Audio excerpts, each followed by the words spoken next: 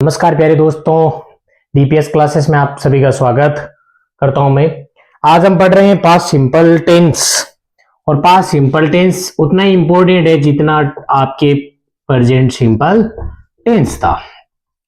तो अब इसमें मेन बात होती है कि वो क्या होती है कि प्रेजेंट सिंपल और पास्ट सिंपल और फ्यूचर सिंपल। यानी कि अगर प्रेजेंट सिंपल में बात की जाए तो आप बात करेंगे कि प्रेजेंट सिंपल है, उसमें क्या है। प्रेजेंट सिंपल में क्या होता है कि आपने पढ़ा होगा कि एफर्मेटिव सेंटेंस में वर्ब का यानी कि हेल्पिंग वर्ब का प्रयोग नहीं किया जाता है। हेल्पिंग वर्ब का यूज नहीं होता है, यूज नहीं होता है। और ऐसे ये टेंस है जिसमें क्या होता है कि पास्ट सिंपल में भी आप क्या यूज नहीं करोगे, आप यूज नहीं करोगे, वो क्या यूज नहीं करोगे, हेल्पिंग वर्ब का प्रयोग कहां नहीं करना है, सिंपल सेंटेंस यानी कि एफर्मेटिव सेंटेंस में इसका यूज नहीं होगा।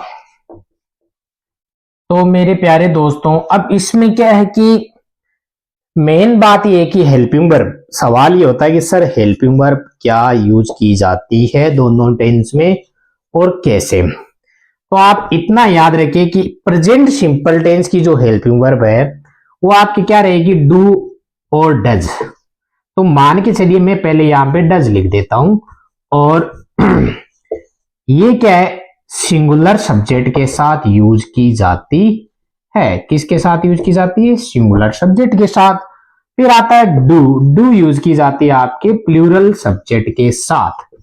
इसके साथ यूज की जाती है प्लूरल सब्जेक्ट के साथ। और अब बात कर लेते हैं पास्ट सिंपल टेंस में कौन सी हेल्पिंग वर्ब प्रयोग की जाती है। तो डू होता है, उसकी सेकंड फॉर्म होती है डिड।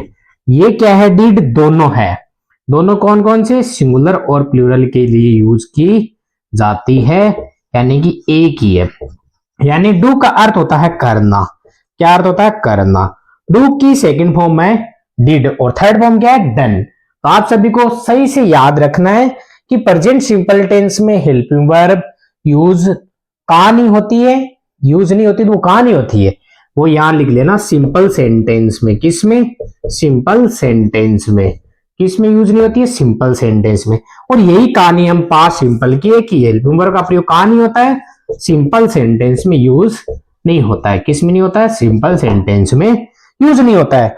और दूसरी इंपॉर्टेंट बात है कि डू का अर्थ होता है करना और डू की सेकंड फॉर्म होती है डिड। और डिड यूज किस में की जाती है, पास्ट सिंपल टेंस में हेल्पिंग वर्ब के रूप में यूज की जाती है।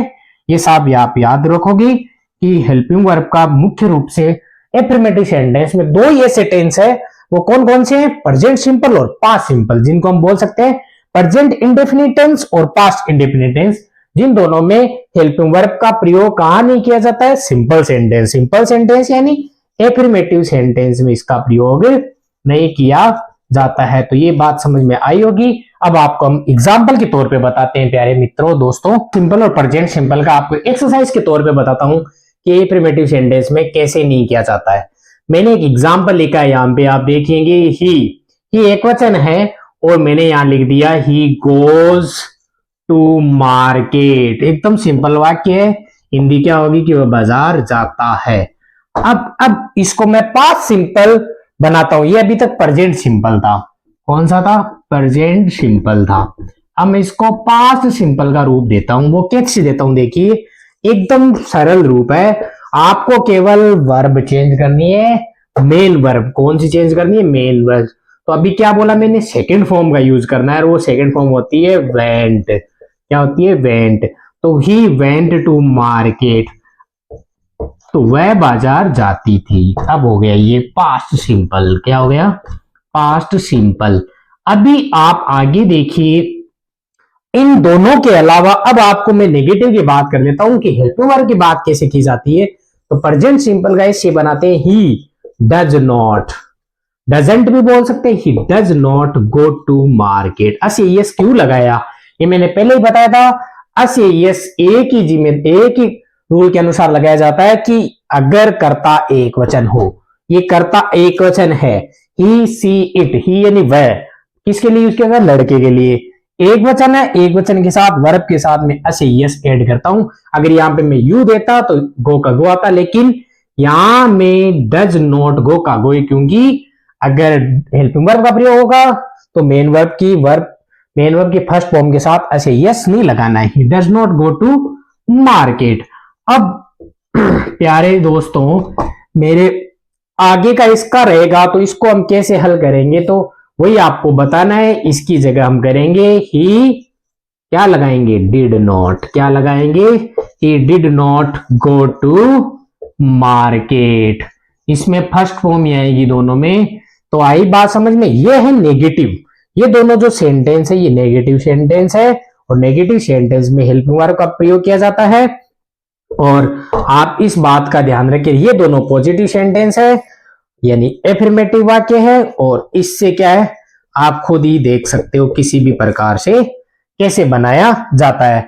अब कल इसके आपको एक्सरसाइज और एडवर्ब बताई जाएगी। और मेरे प्यारे विद्यार्थियों, कक्षा 8 में पढ़ने वालों के लिए मैथ्स की क्लास भी जो बहुत जल्द आने वाली है। क्लास 7 और 6 और 8 के लिए मैथ्स की क्लास भी बहुत जल्द स्टार्ट होने वाली है। तो ज्यादा से ज्यादा शेयर करें। थैंक यू, धन्यवाद।